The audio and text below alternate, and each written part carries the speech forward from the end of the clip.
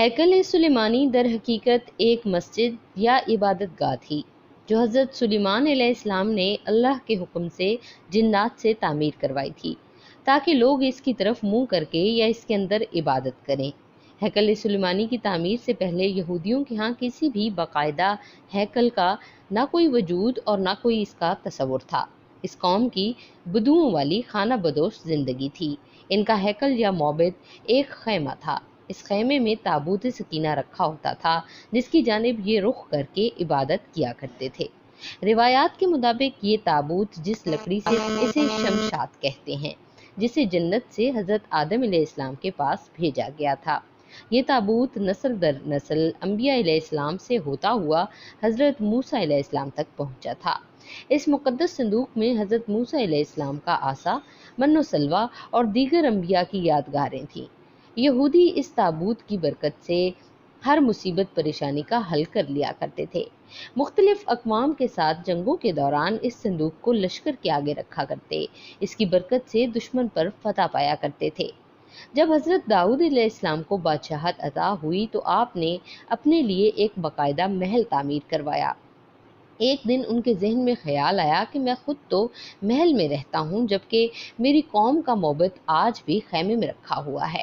چنانچہ آپ نے ہیکل کی تعمیر کا ارادہ کیا اور اس کے لیے ایک جگہ کا تعین کیا گیا۔ ماہرین نے آپ کو مشورہ دیا کہ اس ہیکل کی تعمیر آپ کے دور میں ناممکن ہے، آپ اس کا ذمہ اپنے بیٹے حضرت سلیمان علیہ السلام کو دے دیجئے۔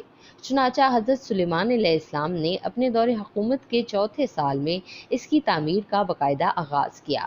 آج اس کی بناوٹ اور مضبوطی سے اندازہ کیا جا سکتا ہے کہ یہ تعمیر انسانوں کے بس کی بات نہیں تھی۔ اتنے بھاری اور بڑے پتھروں کو ان جنات کی طاقت سے چنا گیا تھا جن پر حضرت سلیمان علیہ السلام کی حکومت تھی۔ ہیکل کی پہلی تعمیر کے دوران ہی حضرت سلیمان علیہ السلام اس دنیا سے رخصت ہو گئے، لیکن جنات کو پتہ نہ چل سکا اور انہوں نے ہیکل کی تعمیر مکمل کر دی۔ یہ واقعہ آپ نے پہلے بھی پڑھا ہوگا کہ حضرت سلیمان علیہ السلام کی روح اللہ نے دوران عبادت ہی قبض کر لی۔ بہرحال یہ ہیکل، معبد یا مسجد بہت عالیشان اور وسیع و عریض تعمیر کی گئی تھی۔ حضرت سلیمان علیہ السلام کی وفات کے بعد اس میں 3 حصے کر دیے گئے تھے۔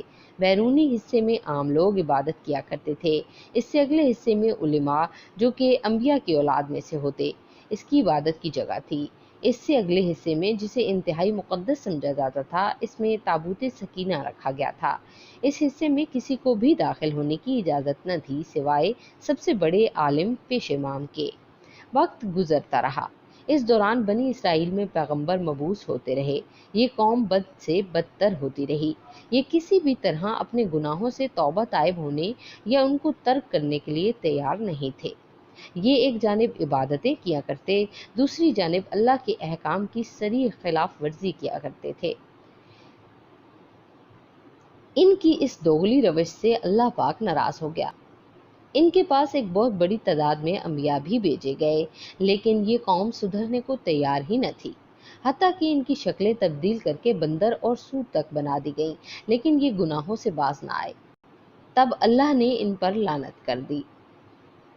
بخت نصر نے ان کے ملک پر حملہ کیا، ان کا ہیکل مکمل طور پر تباہ و برباد کر دیا۔ ہیکل میں سے تابوت سکینہ نکالا، 6 لاکھ کے قریب یہودیوں کو قتل کیا، تقریباً 2 لاکھ یہودیوں کو قید کیا اور اپنے ساتھ بابل یعنی کہ عراق لے گیا، اور شہر سے باہر یہودی غلاموں کی ایک بستی تعمیر کی گئی جس کا نام تل ابیب رکھا گیا۔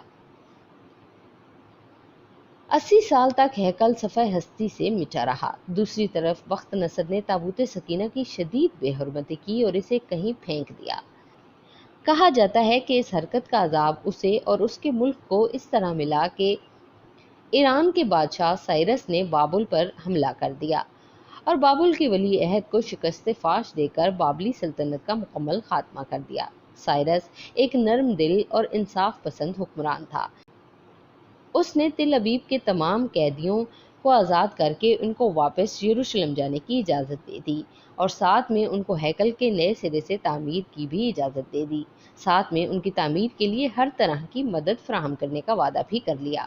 चुनाचे हैकल की दूसरी तामीर शुरू हुई, लेकिन तामीर का काम सर अंजाम देने वालों को अपने हमवतन दुश्मनों की इतनी ज्यादा मुखालफत का सामना करना पड़ा कि तामीराती काम जल्द ही अमली तौर पर बंद हो गया और दारे अव्वल के दौरे हुकूमत तक मुदाखलत ही का शिकार रहा। उनकी हुक्मरानी के दूसरे साल में हजरत जकरिया अलैहिस्सलाम ने वहाँ के गवर्नर जोरुबाबल और सरदार काहन जोशवा की हौसला अफजाई की कि वो हैकल की तामीर सानी की दोबारा कोशिश करें। उन्होंने मुस्बत रद्द अमल का इजहार किया और पूरी कौम की पुरजोश ताईद और ईरानी और बजाते खुद बादशाह की दिलचस्पी से हैकल सानी अपनी इजाफी तामीरात समेत 4.5 साल के अरसे में दोबारा पाया तकमील को पहुंचा, लेकिन इस बार इसमें ताबूत सकीना नहीं मिल सका। इसके बारे में आज तक मालूम नहीं हो सका कि बख्त नसर ने उसका क्या किया। कुछ लोगों का कहना है कि इस मुकद्दस संदूक की मजीद तौहीन से बचाने के लिए इसे अल्लाह पाक के हुक्म से किसी महफूज मकाम पर मोजज़ाना तौर पर छुपा दिया गया, जिसका किसी इंसान को इल्म नहीं, लेकिन यहूदी इसकी तलाश में पूरे कुरे अर्ज़ को खोद डालना चाहते हैं। एक और दिलचस्प बात, आमतौर पर तारीखदान हैकल की 2 दफ़ा तामीर और 2 दफ़ा तबाही का जिक्र करते हैं। तारीख के मुताले से एक बात सामने आई है कि ऐसा नहीं है। इस हैकल को 3 बार तामीर किया गया, लेकिन इसके साथ भी एक दिलचस्प कहानी वजूद में आई। हेरोडिस बादशाह, उसने जब इसकी बेहतर तरीके से तामीर की नीयत की तो यहूदियों के दिल में एक खौफ पैदा हुआ कि अगर इसे नए सिरे से तामीर के लिए गिराया गया तो दोबारा तामीर नहीं होगा। हेरोडस ने उनको बहलाने के लिए कहा कि वो सिर्फ इसकी मुरम्मत कराना चाहता है, इसे गिराना नहीं चाहता। चुनाचे उसने हैकल की एक तरफ के हिस्से को गिराकर इसे तब्दीली के साथ और कुछ वसी करके तामीर करवाया। ये तरीका कामयाब रहा और यूं यहूदियों की इबादत में खलल डाले बगैर थोड़ा थोड़ा करके हैकल गिराया जाता और इसकी जगह नया और पहले से मुख्तलिफ हैकल वजूद में आता रहा।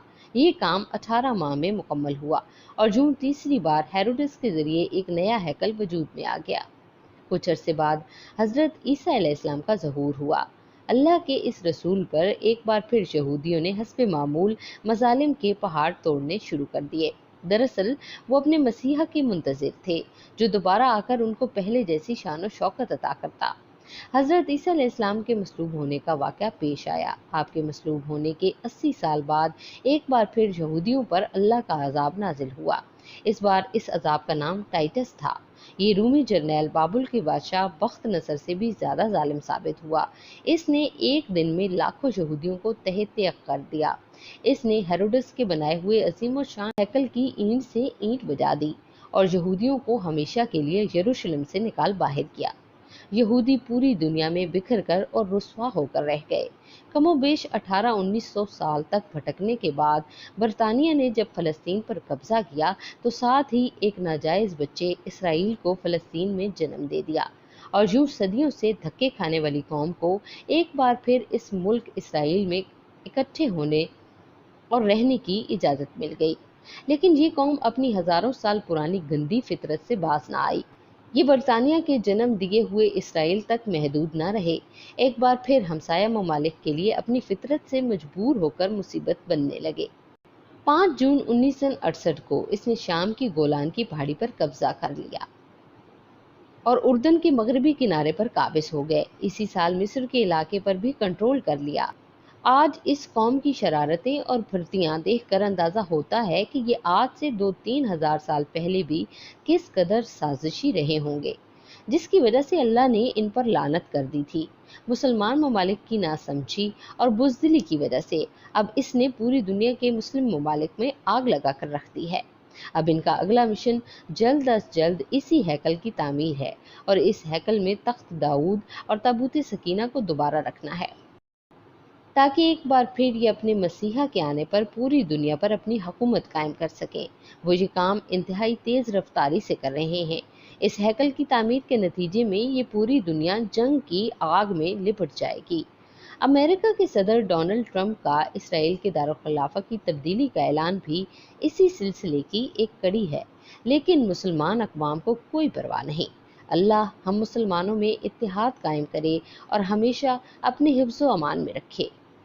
आज की वीडियो में बस इतना ही। वीडियो अगर आपको पसंद आई है तो इसे लाइक कीजिए, अपने दोस्तों, अहबाब और रिश्तेदारों के साथ शेयर करना हरगिज़ ना भूलिए। अगर हमारे चैनल पर नए हैं तो सब्सक्राइब कर लीजिए। آپ سے ملیں گے اگلی ویڈیو میں، تب تک کے لیے ہمیں اجازت دیجیے۔ اللہ حافظ۔